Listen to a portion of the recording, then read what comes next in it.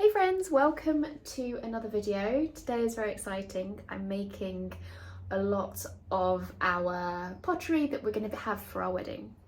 So our wedding is going to be this year in the summer. We're having it in our garden, so we're hosting pretty much most of it, and we want to make just some little favours for everyone coming, and we thought it'd be cool to do some pots. So I'm doing actually a lot of cups and also some serving platters, so I'll show you them now. Oh, this is my ring. Actually it's the wedding ring, but the wedding ring is smaller than the engagement ring, so I can wear this while throwing, which I know probably is really bad luck, but here we are.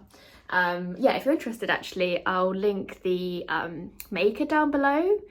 She makes amazing jewellery, all custom, which is awesome, and it's lovely just to support other makers.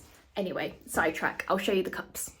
So here, this is my setup. I'm sure you've seen it before. I throw standing up, Hartley and Noble bats. These are some I've been making. So because we're having the wedding in the garden, the theme is kind of like botanicals and florals. So this, in my mind, is more of like kind of a flower shaped cup, like a little bit like of a tulip. So I'm making these, and I'm actually using this tool to trim the bottom, well, wet trim the bottom. It's from Old Forge Creations. I actually won it in a giveaway, and this is the first time I've used it, and it's perfect for these bums because I'm making so many and I don't really technically have time even to do these. I didn't want to also then trim the bottom, so having this just finishes off the bottom. It means I have a line to glaze to. I'm going to leave the bottoms flat. Throwing on these boards is perfect for that because they just pop off flat. So I've actually got a stamp for the bottoms. This is one that's been glazed, so I glazed to that line, and I got a little stamp made. So this is stamped in an underglaze pad. I'll link everything so you guys can see what I use, but I stamp it when it's bisque fired. And this is just for Sue and Paul, and then the date. So yeah, we have about 60 guests, so I'm gonna make 70 just for spares, and also it means that I can keep some as a little like a memory from the wedding. I want to have them like in our kitchen, and these are some I made earlier, so these are just drying out at the moment. Probably should be drying these so fast, but I kind of want to get on and use the, I don't have enough bats, so I want to reuse the bats to throw more. But yeah, so I'm actually so excited to see them all glazed up together. Okay. Hey guys, so the Harry Potter's helping with the filming for the glazing part of the wedding cups. I have them all here, the babies. So I made, in total I made like this is 70, oh, I think this is 70, plus I have 4 that I need to fire. But I just wanted to show you how I'm going to finish them up. So I'm going to be glazing them today, but I have kind of this cute stamp that I'm going to stamp onto the bottom, so it's like for Sue and Paul, and it's the date of our wedding. And I'm going to use this potter's pad, so it's black underglaze that's in kind of a stamp pad form, so you can stamp in. So this is just a normal rubber stamp that you can get custom made from most companies. This is from the English Stamp Company. I'll link them down below if you're in the UK, but I think maybe they do worldwide. So yeah, this is a pad you can fire from cone 06 to 9, which is pretty much most of firing temperatures. So I'm going to go ahead and stamp on the bottoms. So just to show you how it looks, it's really just like a pad. And yeah, I'm just going to do a little stamp in there to put the underglaze on the stamp, and you can see it's kind of attached onto the rubber stamp. And then I'm going to try to center it as best I can, then just stamp the bottom. There we go. Cool. So basically I think you can also do this at the greenware stage, but I just thought it was a bit risky, so it's a bit easier to do it for me at the bisque stage, so if just anything happens I can wipe it off easily. So yeah, I'm gonna go ahead and do these, and then I'll glaze, I'll show you how I glaze them. Okay, in a bit. So I'm just doing the last ones now. I found actually with a pad, it started off a bit watery, but the more I got going, the print was much nicer. So I don't know whether it's to do with it loading or just settling in, but that might be, maybe do it a few times before you actually stamp your pot. So I noticed that the first one was a bit watery, and now the print is much crisper. If you compare like this one, for example, at the end to the first one I did, like this guy's a bit patchy, and I think that's where some of the water is. If I cared a lot, I would have wiped it off and start again, but I think I need to just get on and do these today. So I'm really happy how they look so cute. So yeah, now I'm going to start to glaze. So we're going to do lots of different colours, but I'll just show you one of the colours when I'm glazing, because it's all going to be the same technique of how I glaze them, but at the end I'll show you when I unload the kiln all the different colours we have. So I'm going to first start out with opal, which is like this kind of white opaly kind of colour. This is a student's cute house. But yeah, this is how it will turn out.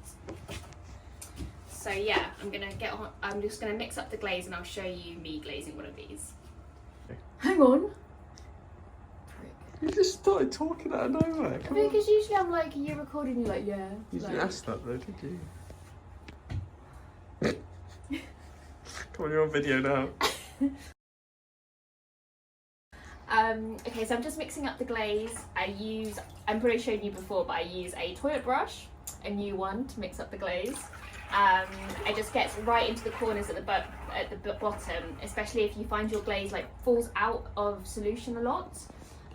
So I've given that a mix up. This one's called Lynette's Opal, which I can link down below if you're interested. And I'm going to glaze the inside and then also the outside, but because I'm not waxing the bottoms, I have to be really careful not to get any glaze over that underglazed stamp, because otherwise if I have to wipe it off, it's going to smudge the stamp. So I'm going to be really careful not to pour any down the side and hopefully not onto the bottom. So I'm just going to get a jug, pour it inside, up to the top, get it up to the rim, and then you want to do a really forceful motion of pouring it out, just so that it doesn't dribble down the side. Then I'm just going to hold really that bottom part so I can glaze to that line.